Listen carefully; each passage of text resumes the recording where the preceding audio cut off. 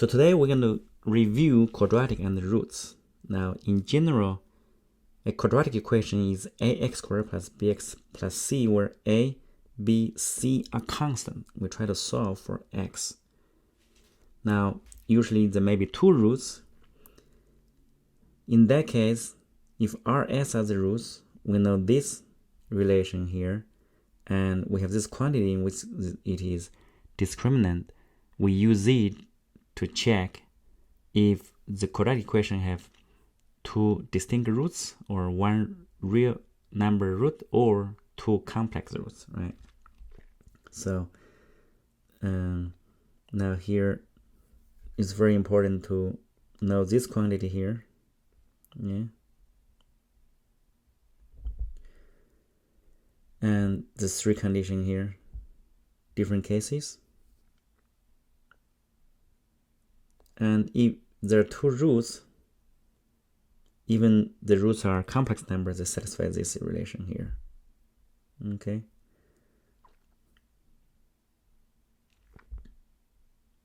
Now, if sometimes a equal to 1, in other words, this equation may become x squared plus bx plus c, the special case where a equal to 1. In this case, the two roots are plus s would equal negative b, r times s would equal c, and discriminant, of course, b squared minus 4ac, but a is 1, so b squared minus 4c, because a equal to 1. Okay, that's good to know.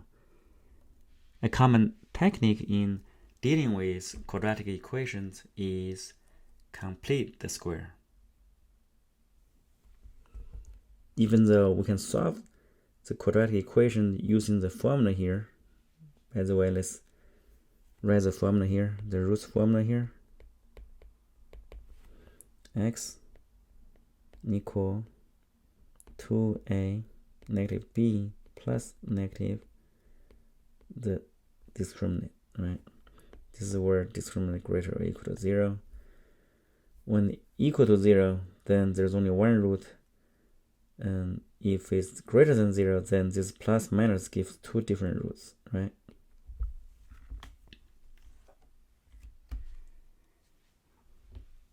In the complete square, it's based on this fundamental property here. A plus b squared equal this. A minus square here equal this, plus versus minus. Sometimes we combine the two formula into one. Use plus minus. Okay. One example of complete square is if we have x squared minus 4x plus something, right, or minus something. What we do here is look at these two terms. I want to complete the square, so it's minus, right? I want to use this. Here a is just 1. Here b, in order to have negative 4, I need x minus 2 square. Yeah, so this would give x squared minus 4x plus 4. So we need to subtract 4 to get rid of the constant term here. Yeah. Now original term, there's a minus 4 again, equal 0. So here, this step is called complete the square, and the equation is x squared minus 8 equal to 0. Let's look at another example. Try to solve these quadratic equations here. Use complete the square method. Now, it's easier to dealing with the leading coefficient of 1. So let's divide 3 on both sides of the equations. You have x squared minus 4x plus 5 over 3 equal to 0. You complete the square by looking at these two terms. You determine that that would be x minus 2 squared. These two terms were, just introduce a constant term plus 4. You need to minus 4 to, to balance it out, and plus 5 over 3 from the original equation here. Now you move this to the right, so it becomes x minus 2 squared equal 4 minus 5 over 3. That is 12 minus 5 equals 7 over 3. Yeah. Now you get x minus 2. Quantity here is either positive or negative square root of 7 over 3. So x equal to 2 plus minus. For this one, sometimes you want to rationalize the denominator here, make it 3, because this is you might have a 3 on both sides here. So this 3 square would come out as square root. This will become 21. That's the solution using the complete square. Okay. Let's look at a real example from AMC test. This is actually from AMC10B 2013. Here we're saying that x, y are in this form. What is x plus y? Now notice that most of the time, if we have this kind of equation, usually it represents a circle, usually. But here, let's complete the square to find out something special about this equation. So move this to the left-hand side. Yeah, move everything to the left-hand side. What you get is x squared minus 10x, yeah, plus y squared. You have y squared. This minus 6y becomes plus 6y. And the minus 34 becomes plus 34 equal to 0. Now let's use complete the square here for this 2 term. This becomes x minus 5 squared. Yeah. And you need to subtract the constant term, which is 25. Yeah. This becomes complete the square for y. This becomes y plus 3 squared. And the constant term is 9, right? Minus 9 plus 34 equals 0. Notice, however, the constant term cancels. Yeah, this is negative 25, negative 9, that will be negative 34 plus 34. They all cancel it out. So you have two quantity square equals 0.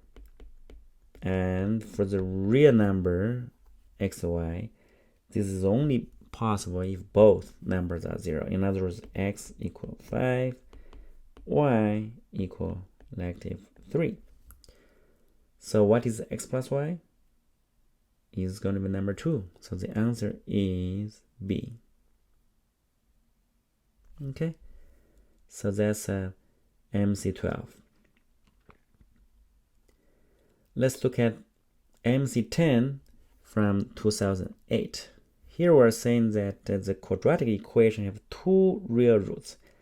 And what is the average of these 2 solutions?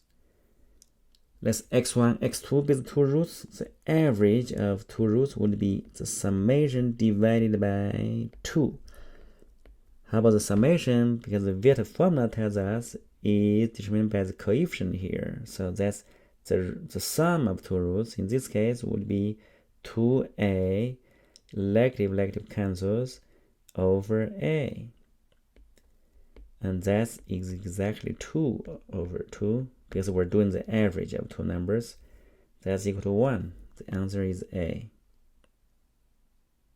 That's very easy. I guess back then the problem may be easier, right, for the AMC10. 2002 AMC10 again is problem 14. Here we're dealing another quadratic, but this time the roots are prime numbers. Okay, both roots are prime numbers. Again, let the roots be x1 and x2. When they add it up by the Vieta formula, it's going to be 63.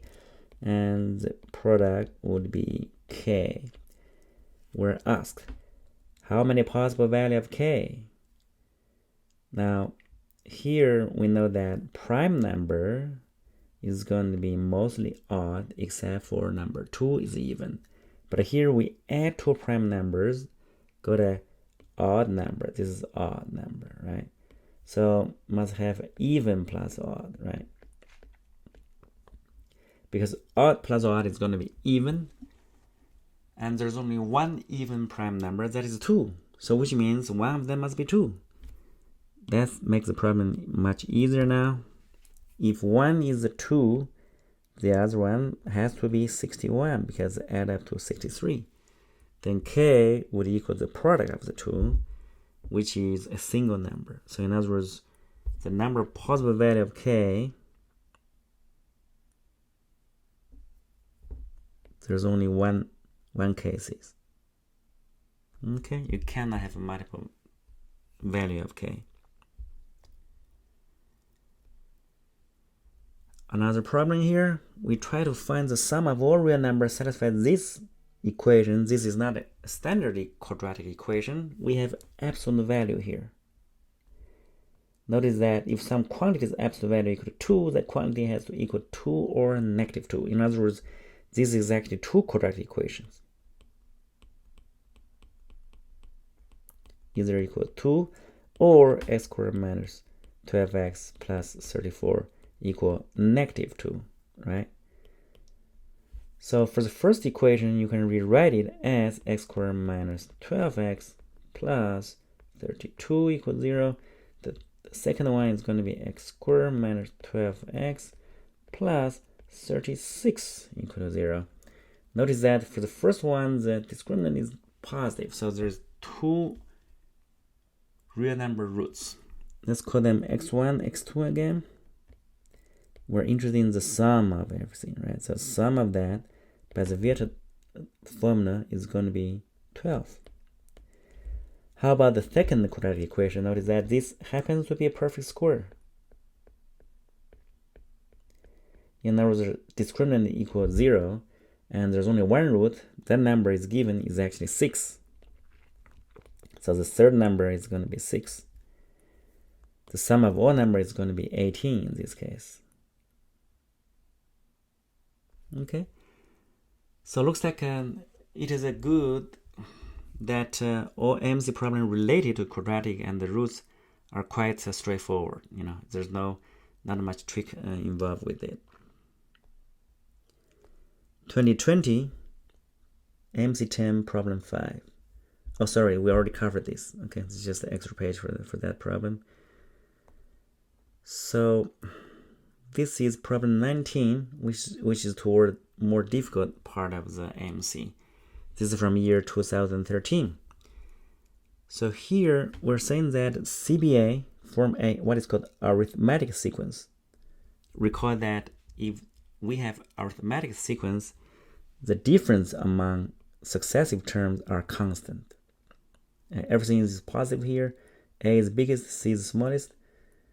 And we're saying that this quadratic equation has exactly one root. And what is the root? Okay, so discriminant is b squared minus 4ac has to equal to 0. The roots, if there's only one root, that root would be negative b over 2a. Okay. Now let's look at the arithmetic sequence here. So usually it means if the center number is b, the number before it is going to be b minus some of the difference. The next one is going to be b plus the difference here, and this difference is greater than 0. Of course, a is the biggest, so this is equal to a, this is equal to c, and that's b, the number in the middle. Now plug into the discriminant here. Delta equal b squared, we're going to keep it. For a, what is a? A here is b plus d. What is the c? C is b minus d. Okay, b minus d. So b squared minus 4, this is going to be b squared minus d squared, yeah? And if you combine the terms, this becomes b. So it becomes negative 3b squared plus 4d squared equals 0. Because there's exactly one root. So which means b and d are positive. Everything is positive here, right? D is positive here. So you can get 3b squared equal 4d squared. So d in terms of b becomes square root of 3 over 2 of b. Okay, that's what we're going to use. Okay. We're asked to calculate what is the root, the value of that root. You know that the root is actually this. So let's recap. So the root is negative b over 2a. What is a? Earlier we say a equal b plus d. Okay, negative b. A is 2a plus, sorry, b plus d, right? 2b plus 2d. And d is this quantity here. You can plug in here, becomes b, 2b plus 2d times 2 becomes square root of 3 of b. All b cancels, equal negative 1 over 2 plus square root of 3, because b cancels here. Alright, notice that for this one, you can multiply 2 minus square root of 3, right? The way to rationalize a fraction is to, if you have a plus b, you times a minus b, okay? And this happens to be 1, because a squared 4 minus b squared 3 equal to 1.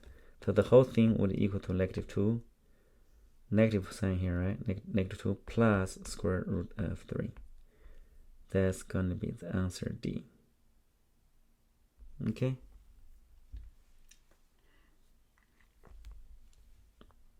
Let's look at another problem. Again, this is problem 20 towards more difficult part of the AMC. This is from year 2021. We're saying that these two quadratic equations, they do not have distinct real solutions, which means the discriminant is going to be negative or 0. Okay, here the discriminant for this equation is b squared minus 4ac. So b squared minus 4c smaller or equal to 0, because they do not have distinct real values. This one would be c squared minus 4b less or equal to 0. Now this means b squared less equal to 4c, and this means c squared less equal to 4b. Now combine the two. From here, you know that c is going to be less or equal to 2 square root of b. Okay, combine the two. B squared smaller than 4c, c smaller than 4 times 2 square root of b. Yeah, that's going to be 8 square root of b. If you square here, that becomes b to the 4th, 64b, and here would be cancel, b to the 3rd, yeah, and this is actually 4 to the 3rd power, right? So b has to be smaller than 4, okay? Because here we're entering the integer values of b and c. That's good. When b less than 4, there are 4 cases. Let's enumerate on the 4 cases. So remember, we have the condition that b squared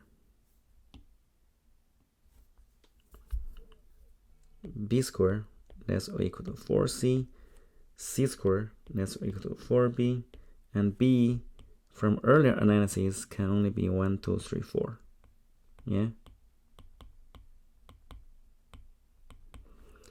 When b equal to 1, this inequality says 1 less than 4c here. Here it says c squared less or equal to 4. Of course, there's only 2 cases, c, 1, 2. When b equal to 2, this inequality becomes 4 less than 4c. And here it says c squared less equal to 8. Again, there's 2 numbers, c equal to 1 or 2, satisfy this condition here. B equal to 3, this inequality becomes 9 less or equal to 4c, and this quantity becomes c squared less or equal to 12. So c can only be 3. Okay. When b equal to 4, this becomes 16 greater or equal to 4c, and this becomes c squared, yeah, less or equal to 4 times 4 is 16. So here it says c greater than 4, here it says c smaller than 4, and c can only be 4. Okay, it's a total 6 different cases. 1, 2, basically we kind of have we can enumerate 1, 1, 1, 2, 2, 1, 2, 2, 3, 3, 4, 4. That is all possible value of BC values, right? So there's 6 different cases here. This is problem 25. Well, the most difficult one from AMC here. And here we're saying that the quadratic polynomial with leading coefficient 1 is called disrespectful if the equation here has exactly 3 real numbers. Yeah, 3 different roots. Basically, among all disrespectful quadratic polynomial, there's a unique pre-tilde. We try to say that this polynomial, the sum of the roots is maximized. We try to find what is P of 1. All right. A lot of students are scared when they look at this like new concept here. But let's look at it. So what is the meaning of Px equal to 0? First of all, P of Px usually should be a polynomial with degree 4, which means it could have 4 roots. But here we say there's 3 different real numbers, right? So if a real number x satisfies this equation, what's the meaning of it? Okay, this is how you think about it. Let's assume Px equal to r. So in other words, when x satisfies this equation here, we have Px equal to r and Pr equal to 0. So which means r is the root of original P polynomial, right? R the root of Px equals 0. And what is x? X is the root of Px equal r, because Px equal to r is the equation here. So here we're given that x has 3 different values. We claim that r, because the root of quadratic can only be at most 2 or 1, right? Or none. Now, if there is 1 root, then this equation has at most 2 solutions. But here we're saying there's 3 real roots. So which implies Px, whatever this disrespectful polynomial Px equal to 0 must have 2 roots. R1, R2 satisfy that. Okay? So that's what we know. But we're not going to cover all the detail of this problem. We're going to make a separate video on that. Okay? So I think we covered some fundamental of quadratic equations, especially the Vieta formula, the sum and product of roots, and how it is related to the coefficient. And this related topic is very common in AMC10 or AMC12. So if you are familiar with this, it will help you in the test. Thank you for your time.